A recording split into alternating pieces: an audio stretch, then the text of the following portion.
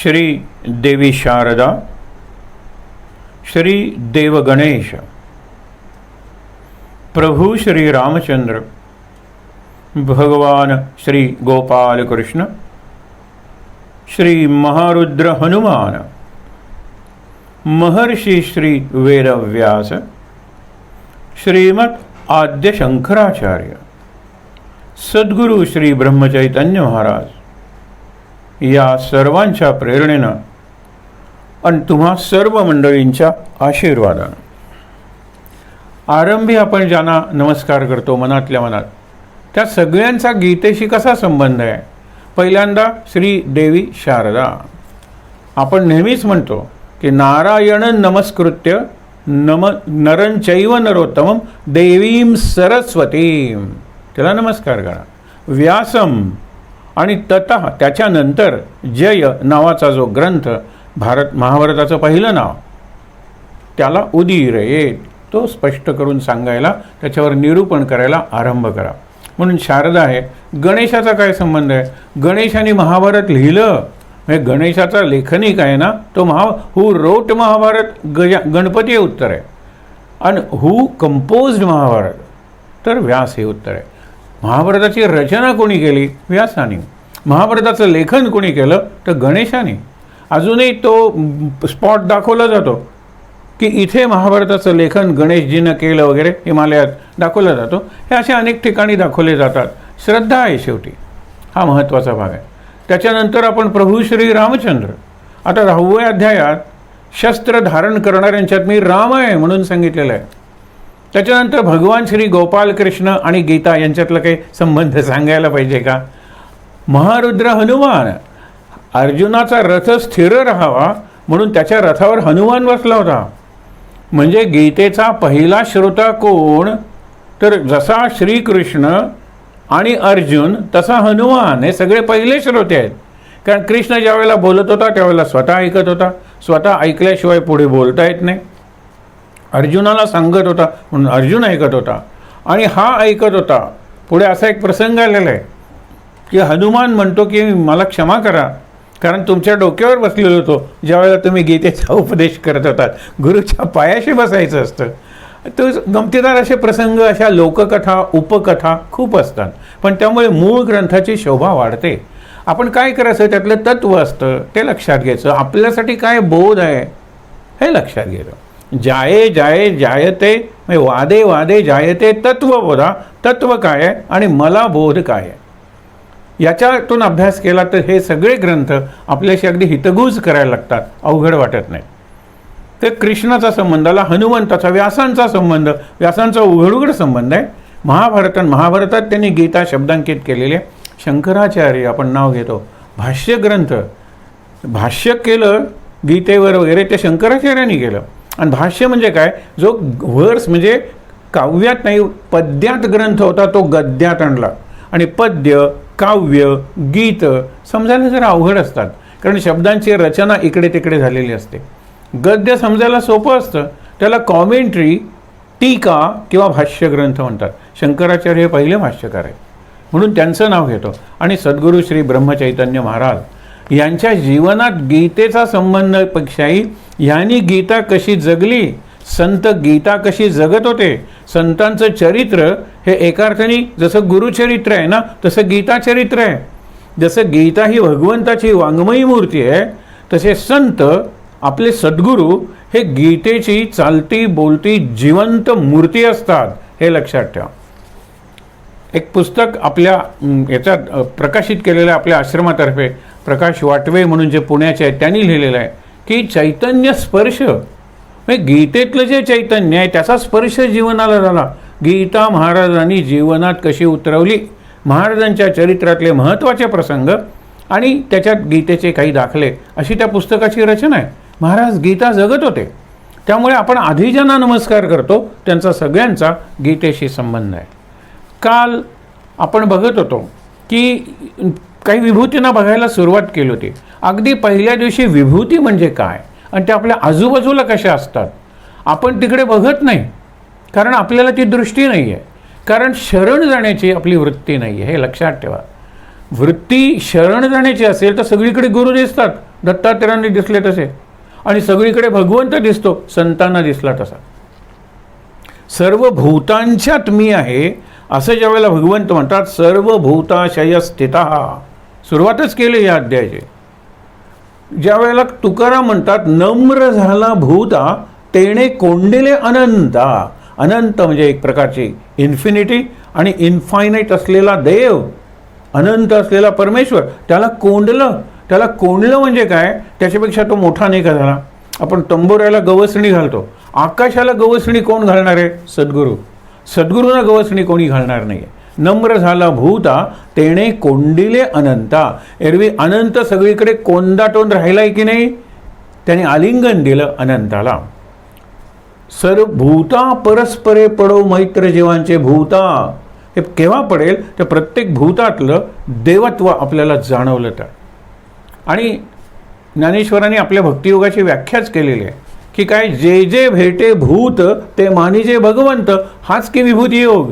जे जे भेटे भूत, हां, त्याच्यात जास्त प्रकर्षानं, जास्त दिव्यत्वानं, जास्त आपण म्हणतो की उत्कट अशा अप्रसन्नतेनं किंवा ऊर्जेनं तुम्हाला अनुभव येतो ना, तिथे नक्की मी आहे. इतर सगळ्यांच्यात मी आहे. तेच तर विषय आपला चाललेला आहे. काल आपण एका सहज प्राध्यापकाची बघितली, IITचा तो प्राध्यापक, आणि कोरकू नावाची जी भिल्ल म्हणजे अशी आदिवासींची जमात आहे, तिथे तो काम करतोय. आहेत अजून ते. तसंच आणखीन एक आम्हाला भेटलेली ही विभूती आहेत, त्यांचं एक परिचय फक्त करून देतो. आज मध्ये हे जे पुस्तक ठेवलेलं आहे ते स्वामी राम सुखदासांचं आहे, साधक संजीवनी. गीतेचा अभ्यास साधकाला करायचा असेल तर ही संजीवनी आहे हा ग्रंथ, त्यांची मांडणी. आणि अनेकांना अनेक लेखक आवडतात गीतेचे. लोकमान्य टिळकही गीतेचे भाष्यकारच आहेत. गीतेवर अनेकांचे ग्रंथ आहेत, अनेक ग्रंथ खूप चांगले आहेत. पण साधकाला खरंच अभ्यास करायचा आहे तर ज्ञान, कर्म आणि भक्ती आणि ध्यान या योगांचा सुंदर संगम भक्तीच्या माध्यमातून अशी मांडणी स्वामी राम सुखदासांनी केलेली आहे. त्यांचं ते स्वतःचे एक विभूती होते हो. 90च्या वर जगले, पण त्यांचा एकही फोटो नाही आहे.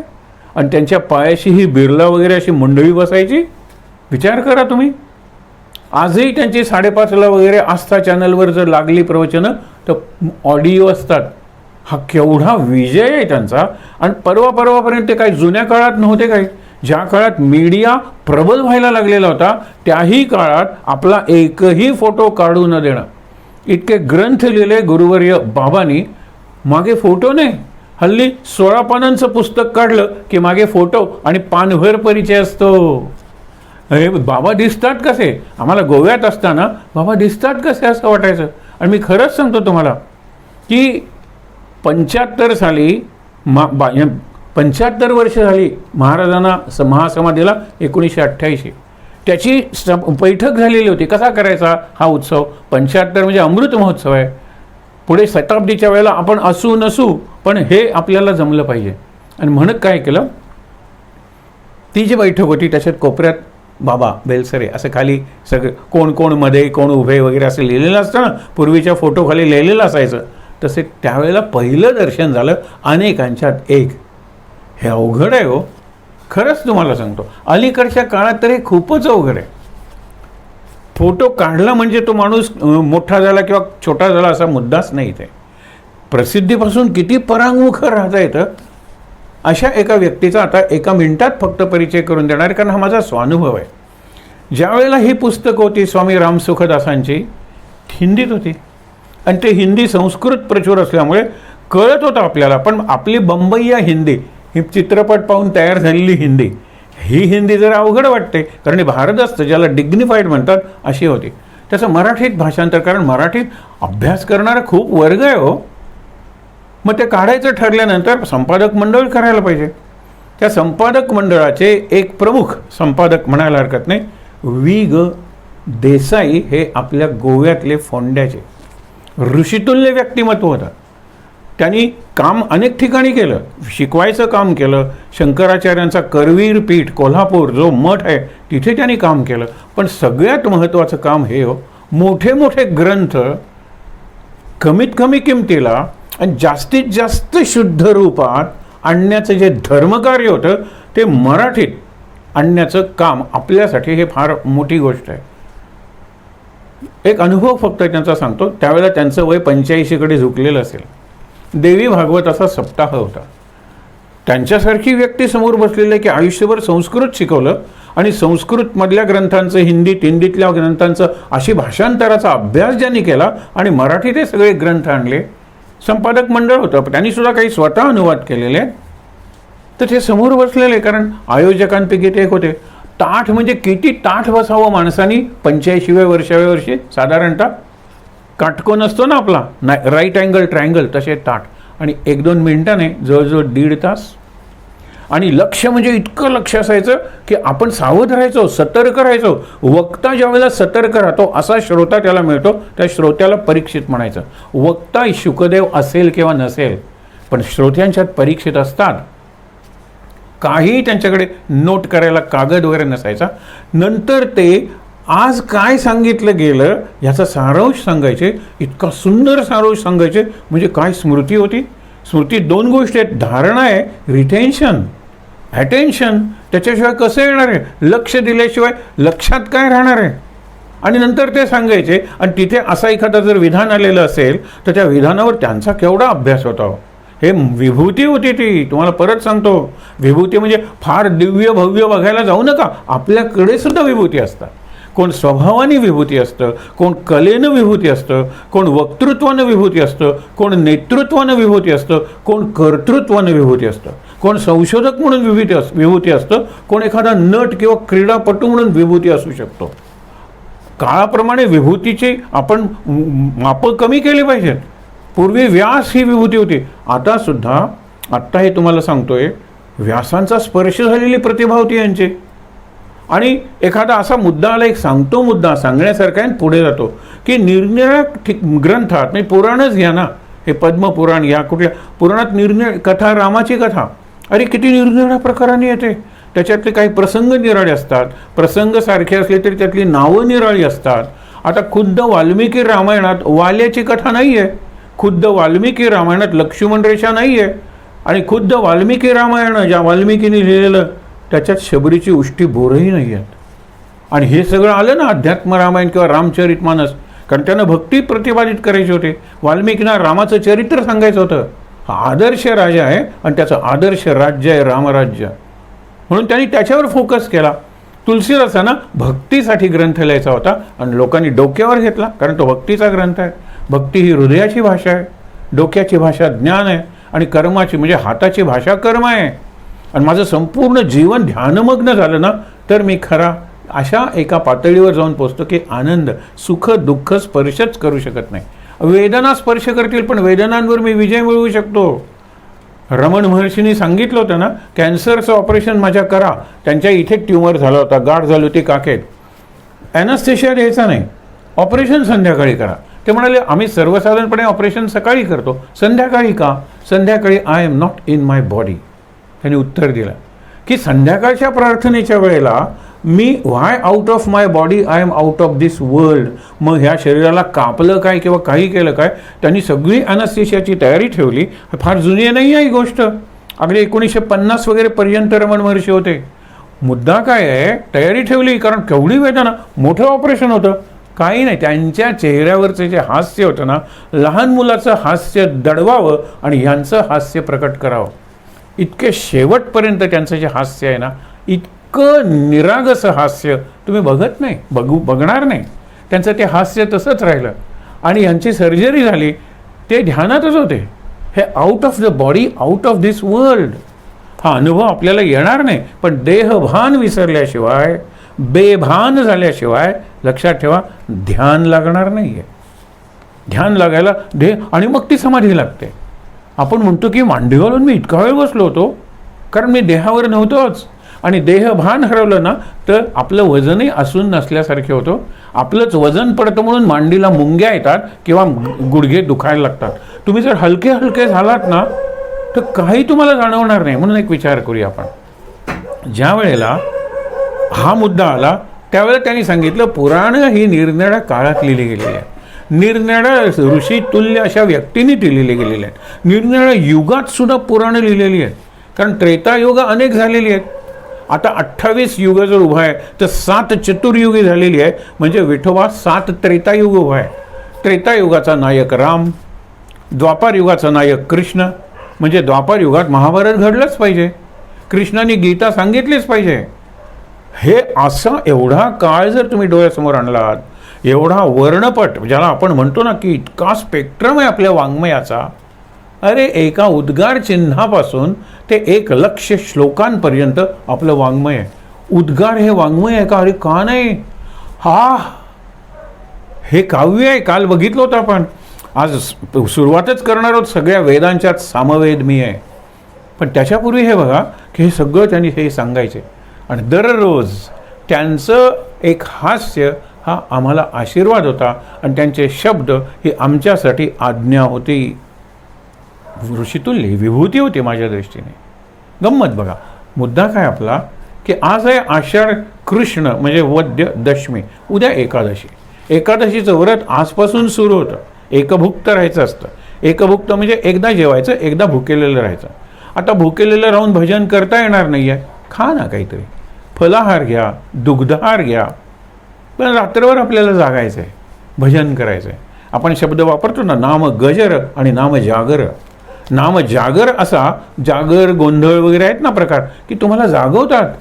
अरे आता लग्न झालेलं आहे, मी गोंधळ तुझ्या घरी घालतोय, त्याचा अर्थ काय? लग्नानंतर तू तुझ्या जीवनात गोंधळ घालणारच आहेस, तो घालू नये म्हणून मी तुला एक कथा ऐकवतोय गीताच्या माध्यमातून. आणि गीत गोंधळ भारुडं वगैरे हे सगळी नाथांनी जास्त लिहिलेले आहेत, एकनाथांनी. म्हणून खऱ्या अर्थाने ते समाजाचे, अगदी बहुजन समाजाचे, अगदी ज्यांना आपण अस्पृश्य म्हणतो त्या समाजाचे नाथ महाराज होते. किती जवळ केलं त्यांनी त्या लोकांना. नाथांचं चरित्र आपण बघितलेलं आहे. पण हे लक्षात घ्या, उद्याची एकादशी आहे ना, ती उद्या बघूया आपण. नाव कामिका एकादशी आहे. एकच मुद्दा उद्या पुन्हा बघूया. लक्षात ठेवा, शुद्ध एकादशी पांडुरंगाची असते. पंढरीला जा. तर वद्य एकादशी संतांची असते. आळंदीला जा, देहूला जा, तुमचे कुठलेही सद्गुरू असतील, वद्य एकादशीला आपल्या सद्गुरूंच्या ठिकाणी जायचं, संतांच्या ठिकाणी जायचं. शुद्ध एकादशीला पांडुरंगाच्या ठिकाणी जायचं. एक संकेत आहे हा. म्हणजे याला काय कारण? काय कारण नाही. सगळीकडे गर्दी जर झाली आणि संतांना तुम्ही केव्हापासून, ज्ञानेश्वरांची पालखी पंढरपूरला जाते, मग पंढरपूरचे वारकरी ज्ञानेश्वरांकडे जायला नकोत, म्हणून ही व्यवस्था केलेली असेल, हरकत नाही. काल आपण बघितल्या काही हे विभूती, त्याच्या पुढे विषय चालू करूया. पण 1-2च श्लोक आपण म्हणूया गीतेचे. सगळ्यात महत्त्वाचा श्लोक, सर्वोपनिषदो गावो दोग्धा गोपालनंदना पार्थो वत्सः सुधीर्भोक्ता दुग्धं गीतामृतं महत् नारायणं नमस्कृत्य नरं चैव नरोत्तमं देवीं सरस्वतीं व्यासं ततो जयमुदीरयेत् ततो जयमुदीरयेत्. हरये नमः हरये नमः हरये नमः. विभूती काल आपण 3-4च बघितल्या होत्या, म्हणून आज फक्त त्यांची उजळणी करूया. पहिल्यांदा आदित्यानाम अहम विष्णू. आदित्य हे अदितीचे आहेत, अदिती ही जोडणारी आहे. आणि दितीचे आपण बघणार होतो आता मरुत, त्यावेळेला बघू दितीचे काय. तर दितीला एकदा अकाली आपल्या पतीबरोबर एकांत करण्याची एवढी अनावर इच्छा झाली. कश्यप हे तिचे पती, अदितीचे पतीसुद्धा कश्यप.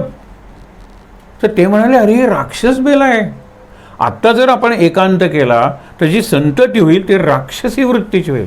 ती म्हणाली, तुम्ही अदितीने सांगितलं असतात तर ऐकलं असतं. ते म्हणाले, अदिती असं सांगणारच नाही. पण नाही, तुम्ही माझं ऐकतच नाही, एकही चला.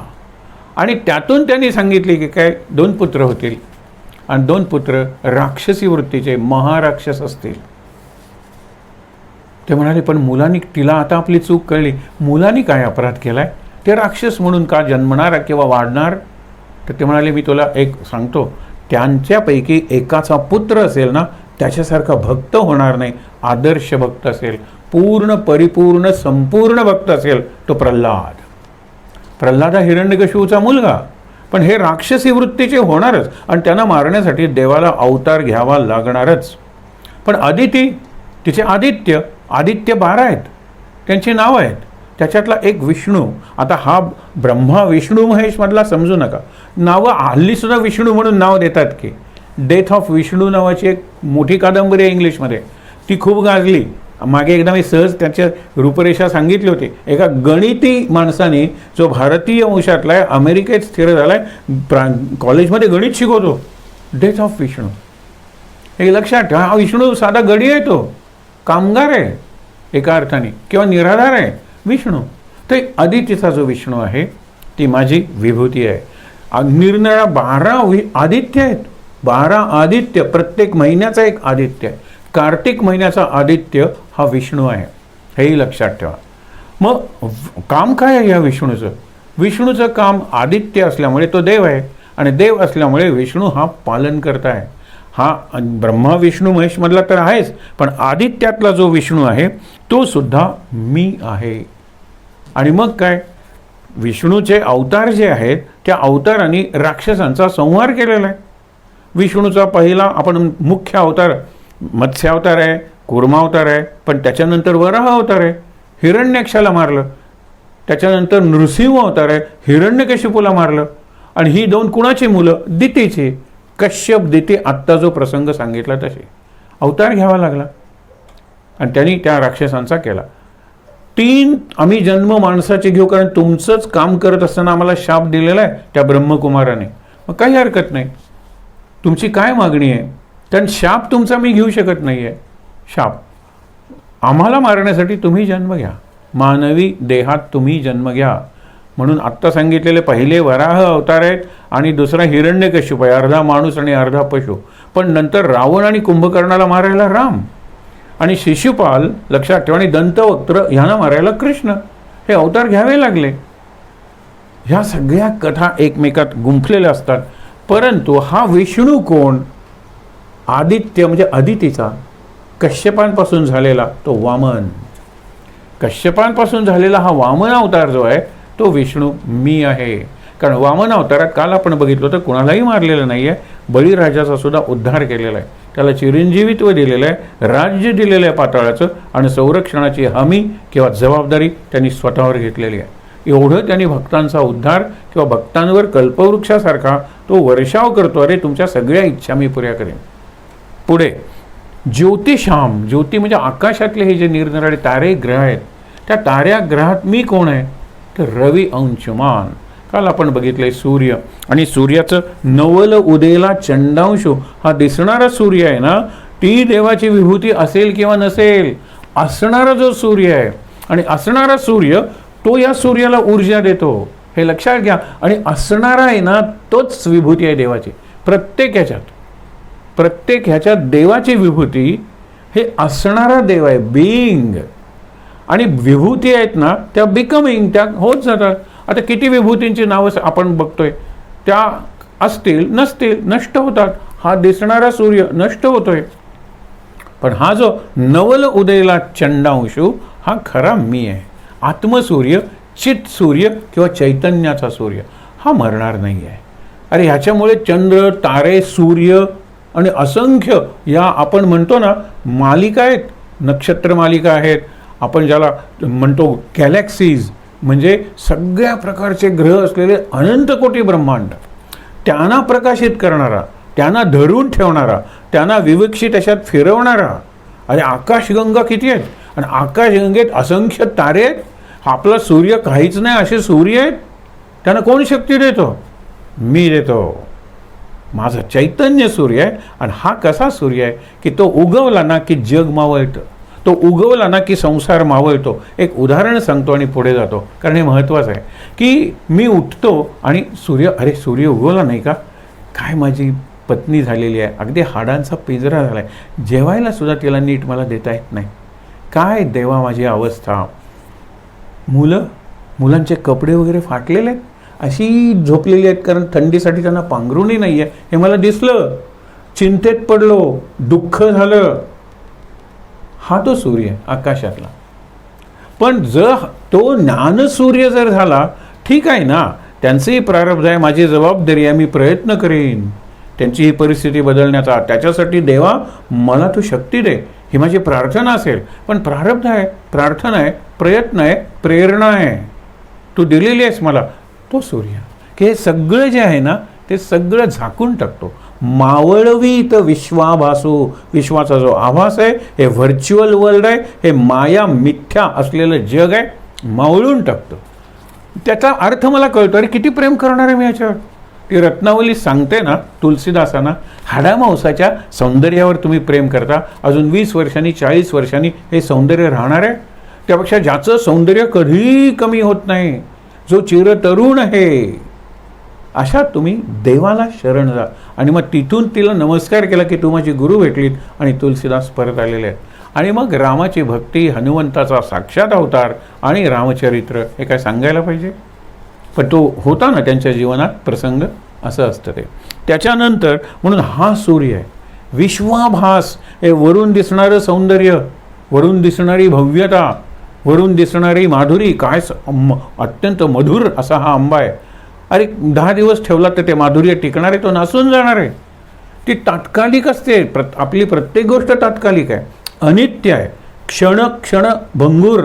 आणि एक क्षण असा येणार आहे, क्षणभग्न होणार आहे, ते भग्न होऊन जाणार आहे. त्याला माया म्हणलेलं आहे.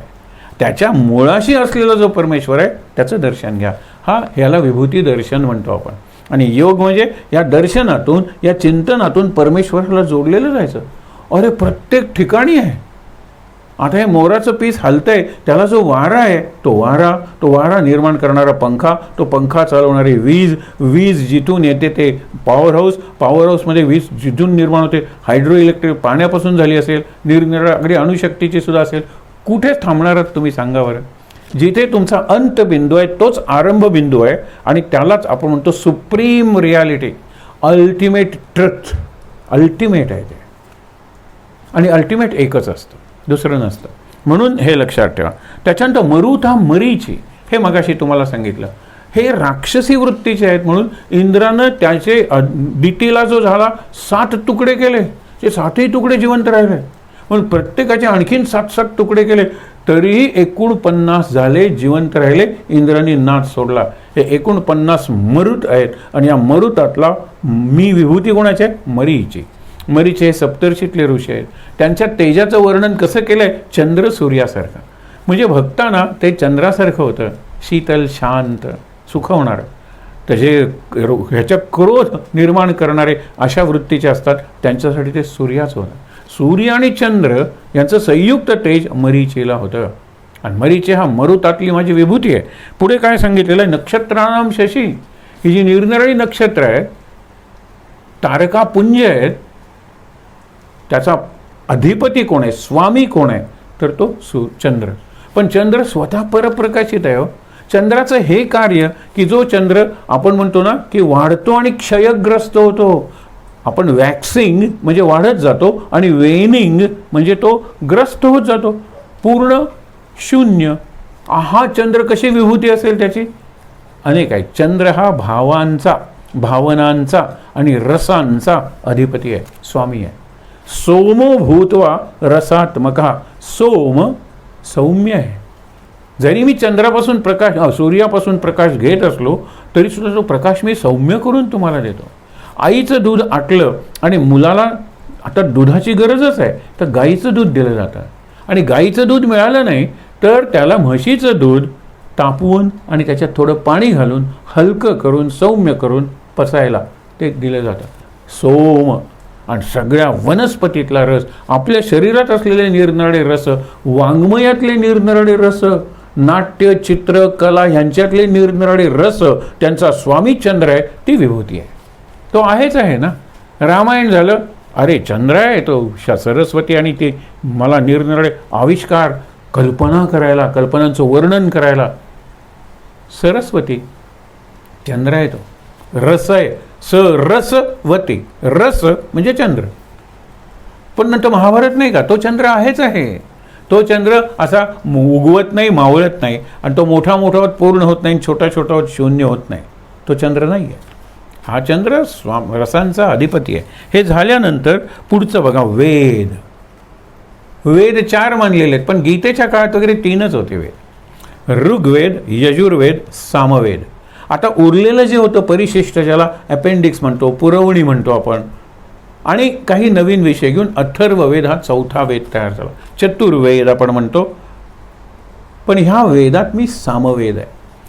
पहिल्यांदा ऋक म्हणजे ऋचा. अरे त्याच्यात ज्ञान आहे, सिद्धांत सांगितलेले आहेत, सूत्र आहेत आणि सूक्त आहेत, वर्णन आहे, पण त्या वर्णनात सुद्धा एक प्रकारचं कुठलं तरी रहस्य दडलेलं आहे सृष्टीचं.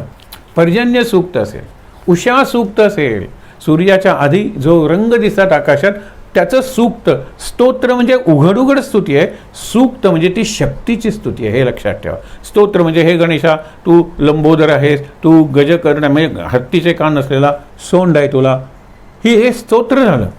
सूक्तमध्ये शक्ती आहे, मग वाऱ्याचं आहे, मग सूर्याचं आहे, सगळ्याचं सूक्त आहे ती. कुठे?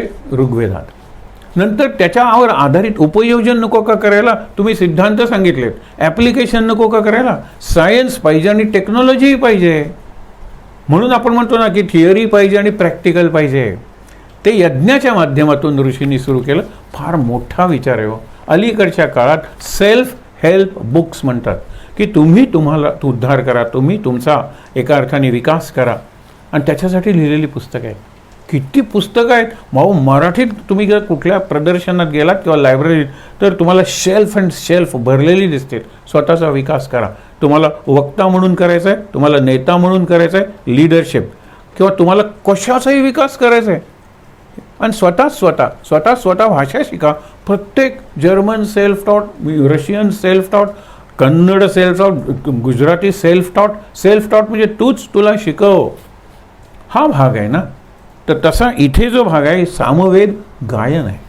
सामवेद ही संगीताची गंगोत्री समजली जाते, आणि सामवेदात निरनिराळी साम म्हणजे अशी गीत आहेत, आणि त्यामुळे काय त्याचं उगम कुठे, उद्गार मगाशी तुम्हाला सांगितले ना. एखादं जर इंद्रधनुष्य दिसलं, एखादा जर धबधबा दिसला, असं काहीतरी अजिबा म्हणतात ना, निसर्गातला चमत्कार दिसला, निसर्गातलं नवल किंवा अद्भुत असं काही दिसलं ऋषींना की ते नाचायला लागायचे. आपण आज नाचतो कमी, आणि जे नाचतात ना, हल्ली संगीत नावाचा एक प्रकार लग्नापूर्वी असतो, मेहंदी लग्नापूर्वी असते, आणि त्या संगीतात जे नाचायचं असतं हिडीचं, पूर्वी गणपती समोर जी नृत्य व्हायची हिडीच नृत्य, अश्लील नृत्य. विचार करा, तसं नाही आहे, हा नाच नाही आहे, हे नृत्य असतं. आणि तुम्हाला सांगायचं काय की ज्या वेळेला आपण विचार करतो की सामवेदातले ऋषी हे अद्भुत बघितल्यानंतर नाचायचे आणि उद्गार काढायचे. हाऊ, त्यांना काही शब्द माहीत नव्हते, ते शब्दप्रभू नव्हते, शब्द संपन्न नव्हते, होते ना, पण उद्गार करताना हाऊ हाऊ. परवा सहज उल्लेख केला होता इंग्लिशमधला एच शब्द कसा आला असेल, हाऊ. हाऊ ब्युटिफुल आपण म्हणतो, हाऊ. हा जो उद्गार आहे हा शब्द नाही आहे. एरवी डब्ल्यूनी सुरुवात होतात. व्हाय, when, what, who, whose, home, हुम, सगळे डब्ल्यूज आहेत. फक्त हाऊ हा एच कसा आला? विचार करा तुम्ही.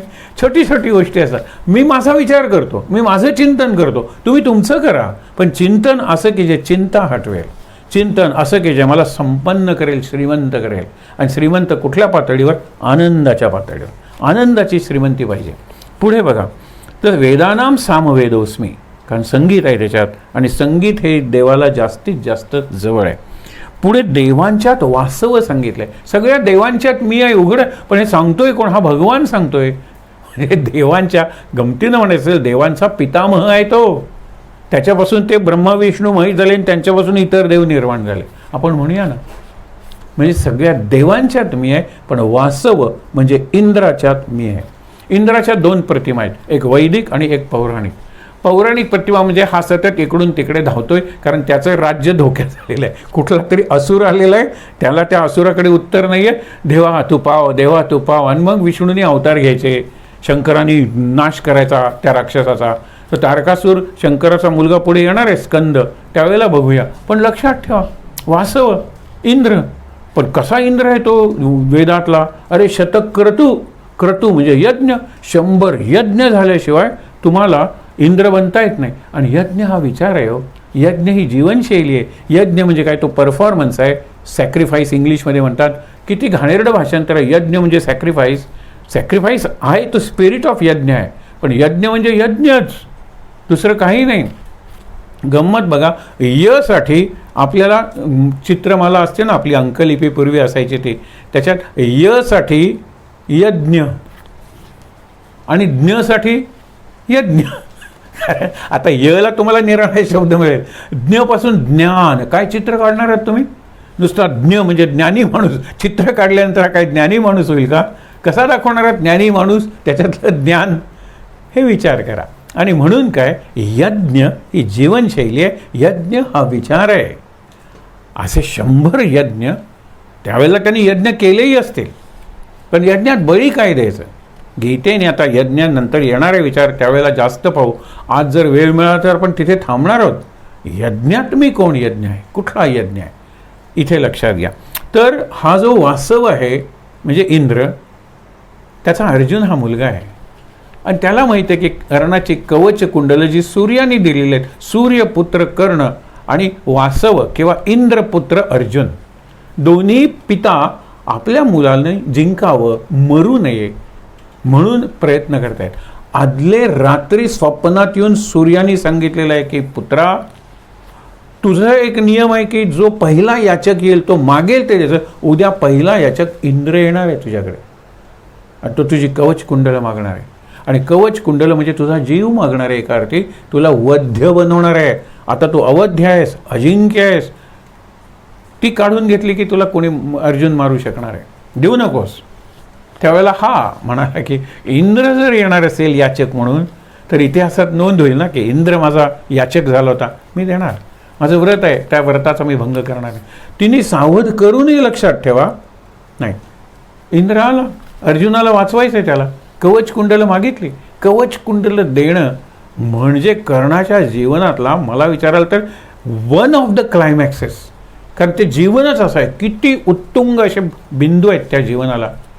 अगदी रक्त येत असेल, जो शरीराचा भाग आहे, ते इयररिंग्स नाही आहेत. इयररिंगसुद्धा एखाद्या वेळेला अडकलं तर आईची मध्ये, आई जरा काढ गं आणि कान फाडू नकोस हां, सांगावं लागतं. तेव्हा आई म्हणते इतक्या वेळेला मी तुझे काढलेले आहेत, कान फाडू नको, कान फाटीत देईन तुला, मला शिकवतेस वगैरे वगैरे. ही नाटकं आपल्याकडे घडतात. हा शरीराचा भाग आहे हो, हा शरीराचा भाग आहे, दिली त्याने. इंद्र आहे तो. तो म्हणतो की किती महान आहेस रे तू कर्णा, विभूती आहे ती एका अर्थाने. मी तुला अशी एक शक्ती देतो की ती तुला अवध्य बनवेल. हे बघा, मी तुझी कवच कुंडलं काढून घेतली अर्जुनासाठी, पण आता एका अर्थाने सेकंड थॉट किंवा पश्चात्ताप, रिपेंटन्स होतोय मला, म्हणून मी तुला शक्ती देतो. वासवी शक्ती इंद्राची आहे. अर्जुनाला सुद्धा या वासवी शक्ती समोर उत्तर नाही आहे. मी कवच कुंडलं काढून घेतलीत म्हणून तुला मारेल अर्जुन, तसं नाही, ही शक्ती मी तुला देतो. अर्जुनासाठी कर्णाने ते राखून ठेवलेले आहे. म्हणून घटोत्कच नावाचा भीमाचा एक महाकाय पर्वतासारखा मुलगा आणला आणि ते युद्ध रात्री सुरू केलं. मरेच ना तो, मरेच ना. त्यावेळेला दुर्योधन हा मारायला लागला. अरे त्याच्या पायाखाली 100 राक्षस सैनिक मेले असं वर्णन आहे. आणि ज्यावेळेला त्याला मारून पाडला जातो तर हजारो सैनिक त्याच्या अंगाखाली मरतात असं वर्णन आहे. अतिशयोक्तीचा भाग सोडा, पण एवढा तो महाकाय होता आणि वज्रासारखा होतो, काही नाही आहे. शेवटी दुर्योधन म्हणला की अरे तुम्हाला ती वासवी शक्ती आहे ना तुझ्याकडे, तुम्हाला सांगितलं होतंस, पण ती अर्जुनासाठी मी राखून ठेवली. तो म्हणतो घटोत्कचाकडून वाचलो तर अर्जुनाशी लढणार आहे ना, त्यावेळेचं त्यावेळेला बघूया, मार. आणि मारली. त्याच्याशिवाय हा मरणारच नव्हता. ही वासवी शक्ती. इंद्राच्या बाबतीत खूप सांगता येईल. त्याला इंद्र म्हणतात आणि इंद्र ही पर्जन्याची देवता आहे. इंद्र धनुष्य म्हणतो ना आपण, इंद्र बाण घेतो वज्र आणि धनुष्य घेतो इंद्रधनुष्य, आणि ढगांना तो पियर्स करतो म्हणजे छेद घेतो त्यांचा वेध, आणि ढगातून पाऊस पडतो. पर्जन्याचा देव आहे. इंद्राबद्दल खूप सांगता येईल, पण इंद्र ही देवांच्यातली माझी विभूती आहे, लक्षात ठेव. नंतर इंद्रिय आपण बघितलं होतं. इंद्रिय आहेत माणसाची सगळ्यात बाहेर. त्याच्यानंतर त्यांची शक्ती आहे, त्याला इंद्रा म्हणतात. इंद्रा मग त्या शक्तीचा जो देव आहे ना त्याला इंद्र म्हणलेला आहे. आणि मग आपण पुढचं रूपक करूया ना, की आपलं हे शरीर आहे ते इंद्रप्रस्थ आहे. इंद्रप्रस्थ हे गाव आहे, देहपूर आहे. काया ही पंढरी, काया आहे ना इंद्रप्रस्थ. आणि यातून जे जीवन वाहतं त्याला इंद्रायणी. आणि म्हणून इंद्रायणी काठी देवाची आळंदी का चोराची आळंदी मी ठरवणार आहे. आणि माझं जीवन हा इंद्रायणीच आहे, वाहणारा काठ आहे मी, प्रवाह आहे मी, इंद्रा शक्ती आहे मी, त्याचा स्वामी इंद्र आहे मी, इंद्रप्रस्थाचा राजा आहे मी. हे सगळा विचार करूया ना. इंद्रिय इंद्रिय म्हणजे इंद्रियांचे भोग आणि इंद्रियांचं तोंड बाहेरच्या बाजूला कुणी सांगितलंय? इंद्रिय आत वळवता येतात. डोळे मिटल्यानंतर अंतर्दृष्टी, कान बंद केल्यानंतर अंतःश्रुती, जिभेवर नियंत्रण आणल्यानंतर अंतःरुची. आतलं आपल्याला काहीच येत नाही आहे, बाहेरचं घेतोय आपण. मग त्याचा कंटाळ येतो. नको नको ते नूडल्स खूप झालं, आज काहीतरी निराळ कर. मग नूडल्स नाही तर पास्ता, हे आपले चॉईसेस झालेले आहेत. आतली रुची बाबांच्या प्रवचनात एकदा बाबा थांबायचे नाही, प्रवाह असायचा बाबांचा. एकदा थांबले, लोकांना वाटलं हे काय झालं. आणि नंतर त्यांनी सांगितलं की वरती टाळू जो आहे, पॅलेट म्हणतो आपण त्याला, तिथून स्राव गळत होता. आणि तो जिभेवर आल्यानंतर इतकी पेय या जीवनात प्यायली असतील, पण ह्यासारखा आस्वाद नव्हता. अमृत असेल का ते? इतकं नाम घेतलेलं आहे, सद्गुरूंच्या समोर प्रवचन चाललेलं आहे. सद्गुरूंची कृपा, कधी कधी त्यांना असा निळा प्रकाश दिसायचा, तो प्रकाशाचा झोत त्यांच्या हृदयापर्यंत पोचायचा. हे त्यांचे अतिंद्रिय अनुभव आहे. महाराजांशी ते एकरूप झाले होते. आणि हे अनुभव म्हणजे महाराजांचं कवच आहे माझ्याभोवती, महाराजांचा आशीर्वाद आहे मला. केवढा ॲश्युरन्स होता लक्षात घ्या. म्हणून ते थांबले होते. अमृताची ती चव. आपल्याला आतली रुचीच नाही हो, आतला आवाज नाही ऐकू येत. आतला आवाज इज इनर व्हॉइस, हा असा बाहेरचा आवाज नाही आहे. आतला आवाज म्हणजे दूरदृष्टी आहे.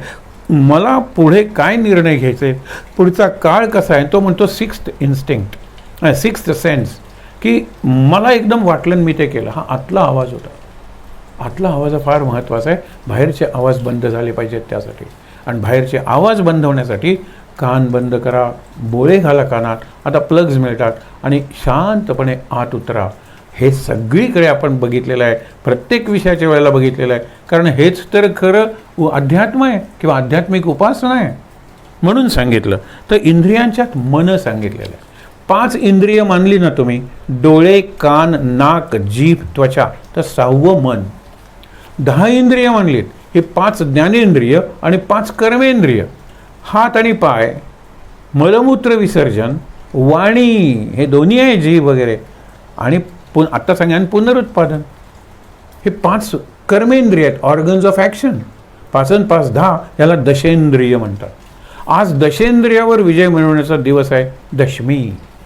उद्या त्याला मन जोडायचं, एकादशी. आणि पारणं करताना त्याला बुद्धी जोडायची. मन बुद्धी जर तुम्ही इंद्रिया आत वळवून जर जोडलीत, ती खरी एकादशी आहे. म्हणून आपण विचार करूया, तर इंद्रियांचं जे आज आपण इंद्रिय म्हणलं की भोग, असं नाही आहे हो. इंद्रिय सगळं जग आत घेतात, जीवनातले सगळे अनुभव आत घेतात. They are the gateways. शरीराची दारं आहेत ते. 9 दारं म्हणलं, नवद्वारवती नगरी. 11 दारं म्हणले, हा विषय आपण केलेला आहे मागे, पण नंतर बघूया. एकादश द्वार किंवा द्वारावती नगरी, ही द्वारका आहे. देह ही द्वारका आहे आणि डोळे हे दार आहे. मग डोळ्यात, त्या दारातून कुणाला प्रवेश देणार आहे? ही दारं एवढी प्रामाणिक आहेत, लक्षात ठेवा. आत घेतात पण बाहेर सोडत नाही. म्हणजे डोळ्यातून आलेलं दृश्य डोळ्यातून बाहेर जात नाही. स्मृतीतून जाईल, वर्णनातून, बुद्धीतून जाईल, पण नाही आहे बाहेरून आलेलं. कानातून आत आलेलं संगीत असू दे किंवा गोंधळ, नॉईज असू दे, गोंगाट, कानातून बाहेर काढता येणार नाही. म्हणून आपण विचार करूया की इंद्रिय, त्याच्यात मन मी आहे अर्जुना. महाराजांचं वाक्य होतं, अरे कुणाचंही मन दुखवू नका रे, मनात भगवंत असतो. खरंच आहे. म्हणजे उदाहरण द्यायचं असेल, मुलांच्याकडून चुकलं ना तर त्याला मारा, अगदी फ्रॅक्चर करा त्याचा हात किंवा पाय, 1.5 महिन्यात बरा होईल, तो चालायला लागेल. पण त्याचं मन जर दुखवलं, मनावर जर एखादा ओरखडा किंवा सडा आपण म्हणतो स्क्रॅच काढला, आयुष्यभर लक्षात राहतो. बाबा तुम्ही नंतर केलं, पण तो जो उद्गार सगळ्यांच्या देखत माझ्याबद्दल काढलात ना, मला नाही आवडला ते शब्द, मन दुखवू नका, हे महाराज नेहमी म्हणतात. इंद्रियांच्यात मी मन आहे. पुढची विभूती काय? भूतानाम चेतना. सगळी भूत आहेत. भूत म्हणजे निर्माण दगड स्व निर्माण झालेला आहे. दगडात चैतन्य आहे का? अरे पूर्वी साधू म्हणत होते फक्त. उपाधी माझी गुप्त, चैतन्य असे सर्वगत. सगळीकडे चेतना, सगळीकडे माइंड कॉन्शियसनेस आहे. हा ऋषींचा सिद्धांत होता. आणि आईन्स्टाईनचं आपण बघितलं E=mc². एवढंच बघूया. E इज एनर्जी, ऊर्जा, चैतन्य, अँड M इज मास किंवा मॅटर. इक्वल टू म्हणतो तो, इंटर कन्व्हर्टिबल. म्हणजे असा एकही अणू नाही आहे की ज्यात विष्णू नावाचं चैतन्य नाही आहे, अणुशक्ती नाही आहे. अरे आपल्या अणूत जर एवढी शक्ती आहे तर आपल्यात केवढी असेल. चैतन्याचा अणू, चिदाणू हा शब्द वापरलेला आहे, जो परमाणूपेक्षा अत्यंत मोलाचा आहे. चिदाणू म्हणजेच विष्णूचा अनुभव. चैतन्याचा अणू आहे तो, हा विष्णूचा अणू आहे. हा जर मी विचार केला तर मला कळेल भूतानाम चेतना. एक गमतीदार गोष्ट मागे बघितली होती, आता या संदर्भात लक्षात येईल. 2 मित्र होते, त्यांचं सर्व बाबतीत एकमत होतं. लोक त्यांच्याबद्दल म्हणायचे राम लक्ष्मण हे भाऊ होते, पण हे राम लक्ष्मणासारखे मित्र आहेत. एका बाबतीत मात्र त्यांचा मतभेद होता, आणि मतभेद जीव घेणं होता. नरड्याचा घोट घ्यायचे एकमेकाच्या पब्लिक प्लेसेसमध्ये, बागेत बसलेले आहेत वगैरे. हे करताना तो म्हणतो काय सुंदर सगळीकडे चैतन्य आहे. नाही, माइंड, देवाचं मन आहे ना, ते फुलातून प्रकट होतं. देवाचं मन आहे ना, ते या गंधातून प्रकट होतं. देवाचं मन या भूमीतून. एक म्हणायचा काय माइंड माइंड माइंड लावलेला असतो. There is nothing called mind, only matter. आपल्याकडे कणाद नावाचे ऋषी होऊन गेले. पीलवाहा पीलवाहा पीलवाहा, ॲटम्स ॲटम्स ॲटम्स, मॅटर. काय तुम्ही ते चैतन्य वगैरे, देव, चैतन्य, देवी, शक्ती काय सांगता लोकांना? फक्त अणू आहे त्यावेळेला. आता अणुशक्ती म्हणतो ना आपण, अणू मॅटर आहे, शक्ती चैतन्य आहे, सगळ्या भूतांच्याच चेतन आहे. हे फार महत्त्वाचं सूत्र आहे, लक्षात ठेवा. की 2 मित्रांना एकदा एक साधूकडे नेतात बाकीचे लोक, की ही चांगली माणसं आहे, तो यांच्यातला वाद आहे, तो वाद सोडवा, तुम्ही सांगा काय आहे खरं ते. ते म्हणले मी काय सांगणार, मी एक त्यांना प्रयोग करायला सांगतो. एक आहे माइंडवाला, सगळीकडे देवाचं मन व्यक्त झालेलं आहे, आणि दुसरा आहे मॅटरवाला. मॅटर म्हणजे सगळे कण आहेत, अणू आहेत, त्याच्यात शक्तीच नाही आहे, मॅटर आहे फक्त. एक मॅटरवाला आहे आणि एक माइंडवाला आहे. माइंडवाला जो आहे ना, त्यांनी 1 आठवडा फक्त चिंतन करायचं, everything is matter, the whole world or the universe, सगळं जग किंवा विश्व हे फक्त जड द्रव्य आहे. एरवी तो चैतन्य म्हणतो, त्यांनी 1 आठवडा विचार करायचा, हे जड आहे का, ही कॉट जड आहे का, ही जमीन जड आहे का, हा माझा देह जड आहे का. आणि जो मॅटरवाला आहे ना, त्यांनी 1 आठवडा हे सगळीकडे देवाचं मन आहे, मनाचा आविष्कार आहे, चिद्विलास आपण म्हणतो ना, चैतन्याचा विलास आहे, वाग्विलास. आपण जे शारदेचं वर्णन करतो तसं 1 आठवडा माइंडवाल्यांनी मॅटर म्हणून विचार करायचा, आणि मॅटरवाल्यांनी माइंड म्हणून विचार करायचा, आणि 8व्या दिवशी माझ्याकडे यायचं. 8व्या दिवशी सगळे लोक जमले मंदिरात, आणि साधू म्हणाला तू मॅटरवाला आहेस ना, 8 दिवस तू माइंड म्हणून विचार केलायस ना, सो व्हॉट अबाउट मॅटर. तो म्हणतो नेव्हर माइंड. आणि माइंडवाला म्हणतो डझंट मॅटर. हे लक्षात ठेवा. तो म्हणतो इट डझंट. आता वाद, इट डझंट मॅटर, दोन्ही आहेत. माइंड आहे कॉन्शियसनेस, आणि मॅटरही आहे, व्यक्त करायला मॅटर पाहिजे ना. हा टी व्ही आहे, टी व्ही चालतो शक्तीवर, ती शक्ती आहे, पण चालवायला ती बॉक्स नको का, आणि समोर इडियट नको का. आपल्यासारखा समोर इडियट आहे, बॉक्स आहे, आज चालवणारी शक्ती आहे. विचार करूया आपण. म्हणून मॅटरवाला म्हणतो डझंट मॅटर, आणि माइंडवाला म्हणतो नेव्हर माइंड. आमचा संवाद सुरू झाला, वाद संपला. माइंड अँड मॅटर नाही, सगळीकडे देवाचं चैतन्य पसरलेलं आहे, भूतानाम चेतना. आणि म्हणून मगाशी जे सांगितलं ते परत लक्षात ठेवण्यासाठी, भूता परस्परे पडो मैत्र जीवांचे, म्हणजे भूतांच्यात कणाकणांच्या या निष्प्राण निर्जीव अचेतन, आपण अचर म्हणतो, चराचर त्याच्यातलं अचर, त्यांच्यात सुद्धा मैत्री घडू दे. हो रे, मैत्री घडू दे. ती जमीन, त्या जमिनीतून आलेलं झाड, झाडाला आलेली फुलं, आणि त्याची मी केलेली माळ देवाला घातली.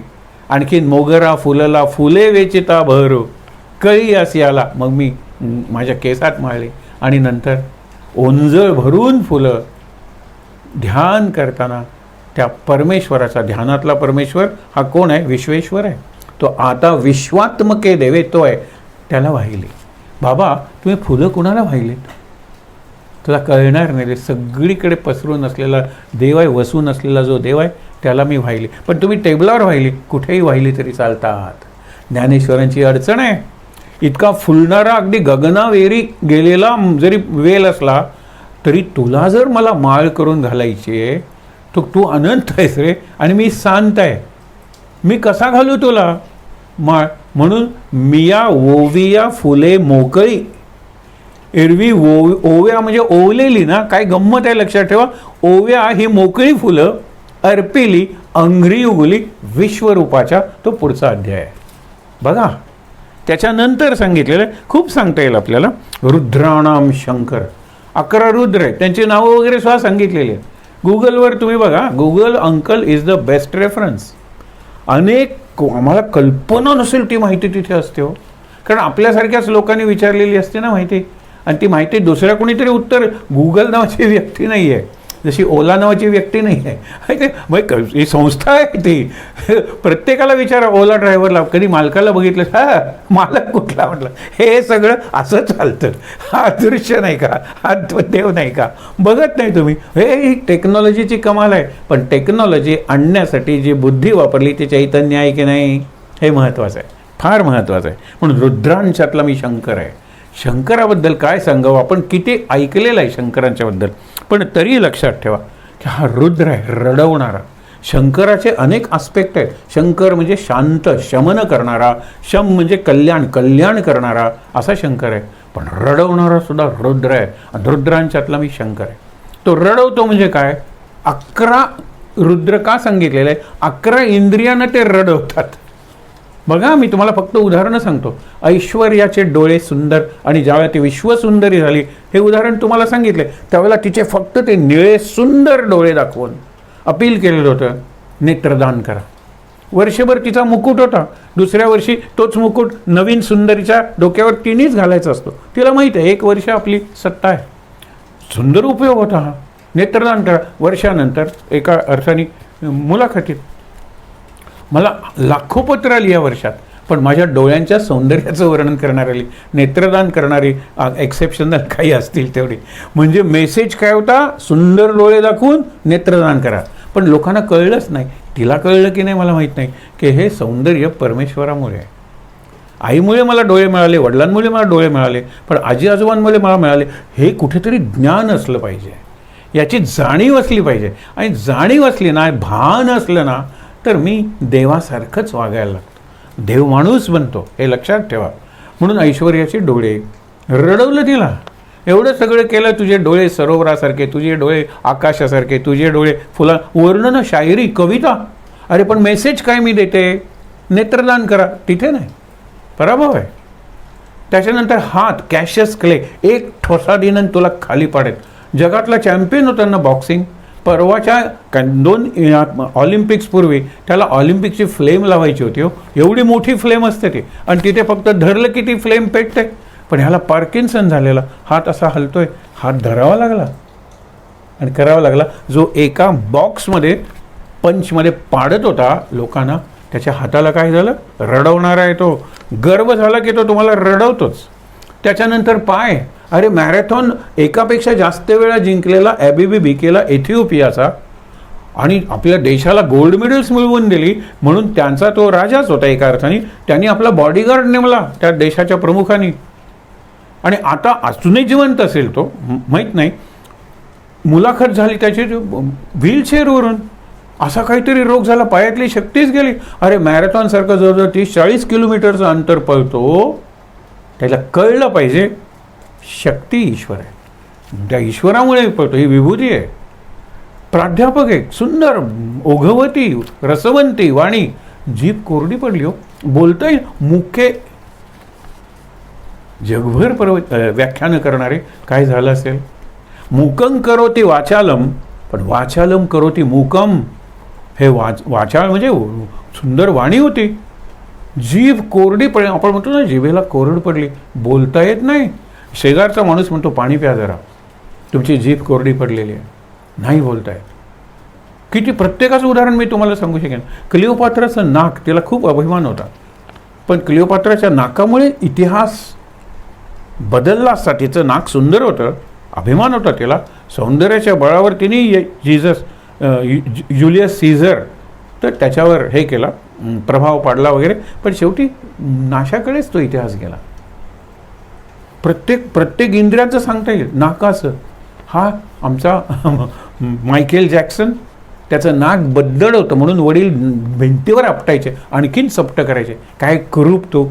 आधी आपण म्हणत नाही त्यांना ब्लॅक म्हणतो, हल्ली निग्रो म्हणत नाही, ब्लॅक. त्याच्यात ते आपटायचे. काय कसा जन्माला असतो, कसला.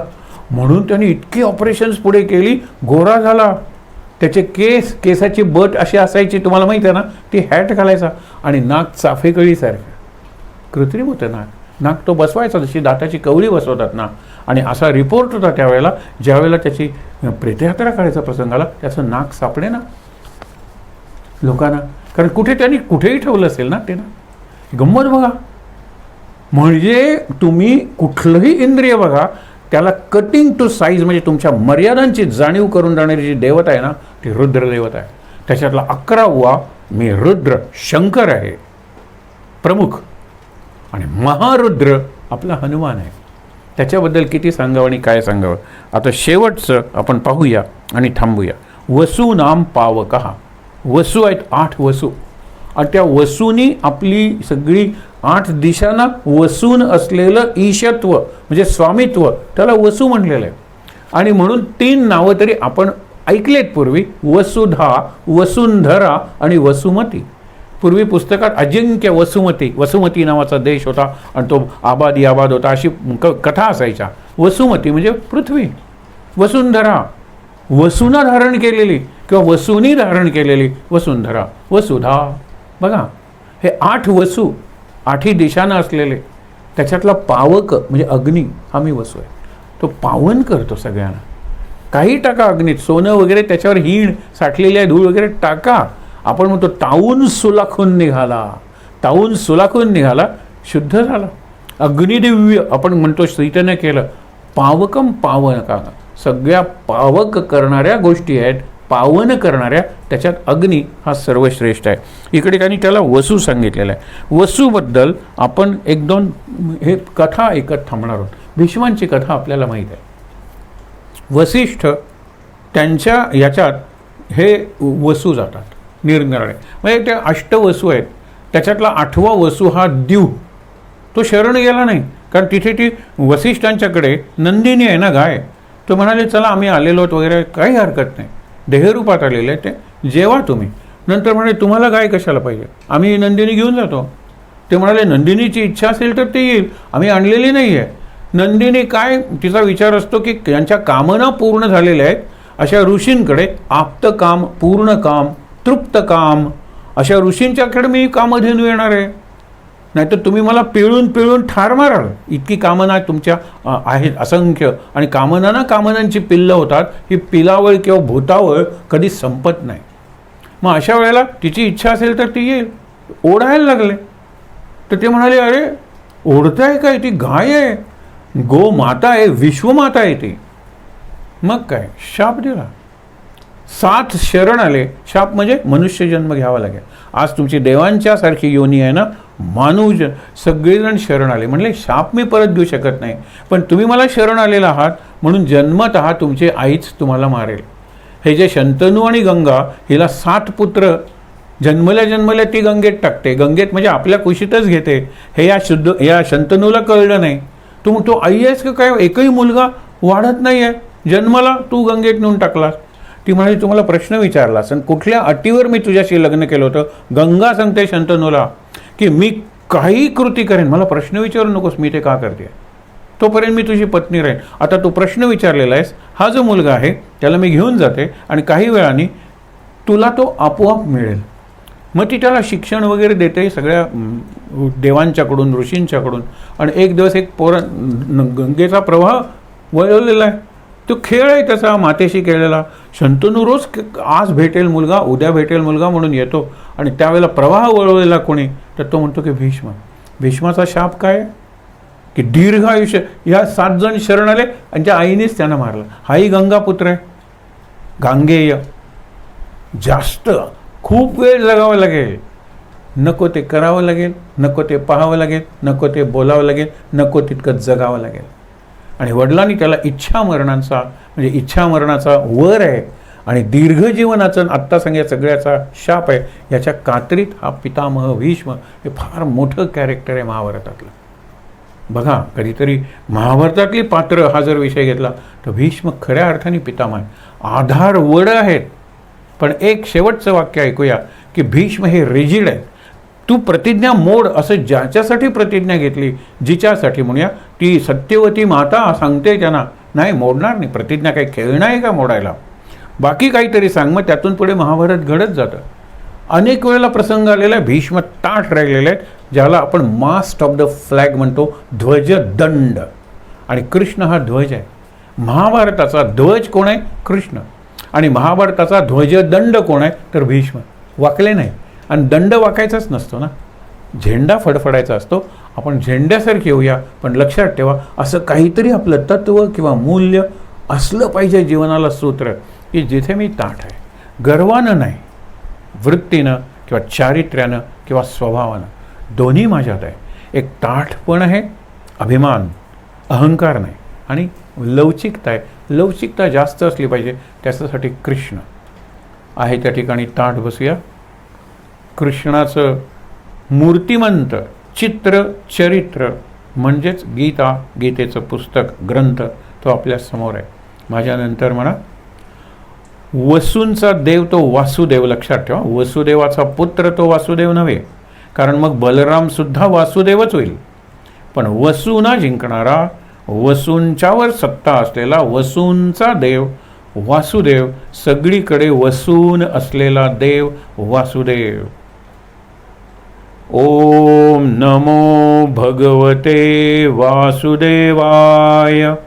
ओम नमो भगवते वासुदेवाय. ओम नमो भगवते वासुदेवाय. ओम नमो भगवते वासुदेवाय. ओम नमो भगवते वासुदेवाय. ओम नमो भगवते वासुदेवाय. ओम नमो भगवते वासुदेवाय. ओम नमो भगवते वासुदेवाय. ओम नमो भगवते वासुदेवाय.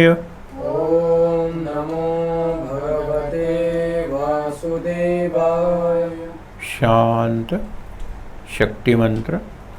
सर्वमंगलमांगल्ये शिवे सर्वार्थसाधिके शरण्ये त्र्यंबके गौरी नारायणी नमोस्तुते.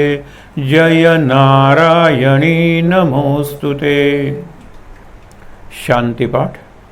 ओम सहनाववतु सहनौ भुनक्तु सह वीर्यं करवावहै तेजस्विनावधीतमस्तु मा विद्विषावहै. ओम शांति शांति शांति. डोळे बंदच. 3दा दीर्घ श्वासोच्छ्वास.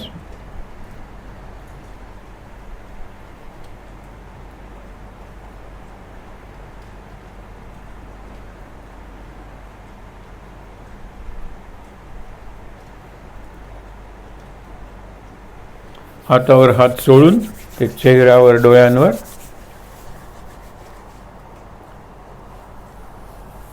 अगदी सावकाश डोळे उघडून समोरचा दिव्य असा रथ कृष्णार्जुनांचा, सद्गुरुनाथ, बन्सीधर किंवा मुरलीधर कृष्ण. कारण गीता आहे, हे लक्षात ठेवा, गीत आहे, ते संगीत आहे. आणि साधक संजीवनी हा स्वामी रामसुखदासांचा किंवा गीता ग्रंथ.